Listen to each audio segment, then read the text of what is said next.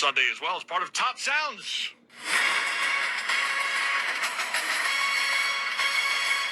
Number 5. Jay, let's start with the Red Sox and Mariners. Sox pitchers combining on the shutout and Rafael Devers providing the pop. The call from WEEI 93.7 FM.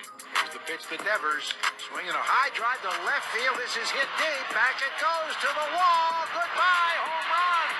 On an 0-2 pitch, Rafi Devers with an opposite field blast into the Red Sox bullpen, and Boston leads 2-0. Number 4. In Houston, Jose Altuve went yard and helped the Astros avoid a 4th straight loss. Here's the call from KBME 790 AM. And that is hammered deep to left field. Going back, Williams at the wall, looking up. See you later! Off the community leader's side. Jose Altuve's 12th home run of the year is a 3-run blast. Astros lead is 8-4. Just what the doctor ordered. Number 3.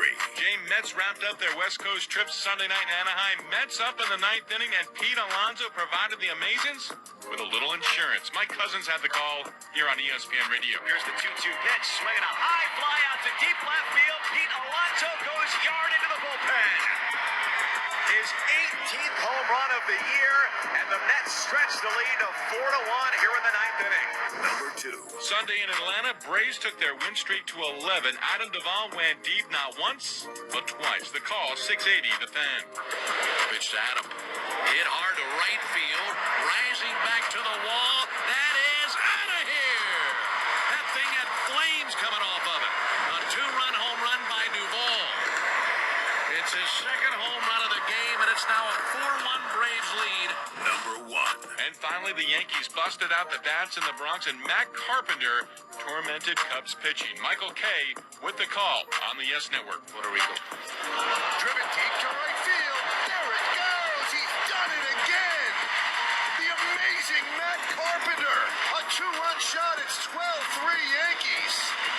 Carpenter, 3 for 4, 2 homers, 7 RBI. First player in Yankees history with 6 homers within his first 10 games with the team.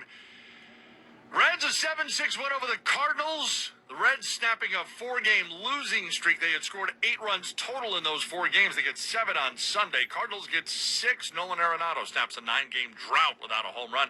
Brewers a 4-1 win over the Nationals. Milwaukee snapping an 8-game losing streak, had been the longest active streak in Major League Baseball. SportsCenter all night, ESPN Radio.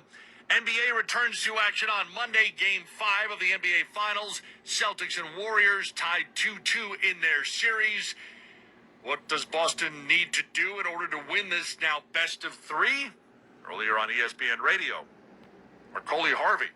The other thing that's going on for the Celtics is that they really need not only Tatum to kind of step up his overall game, but he needs to get help from other places.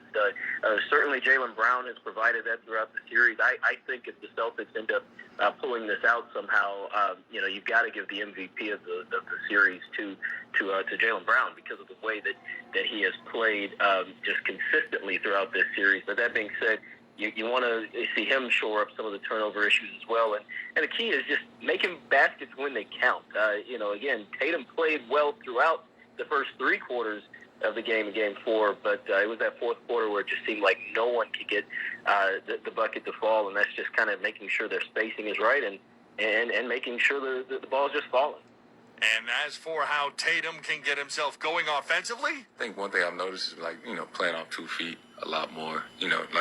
Coach said playing off 1 feet and, trying to look for fouls, hasn't been as working in my favor as much.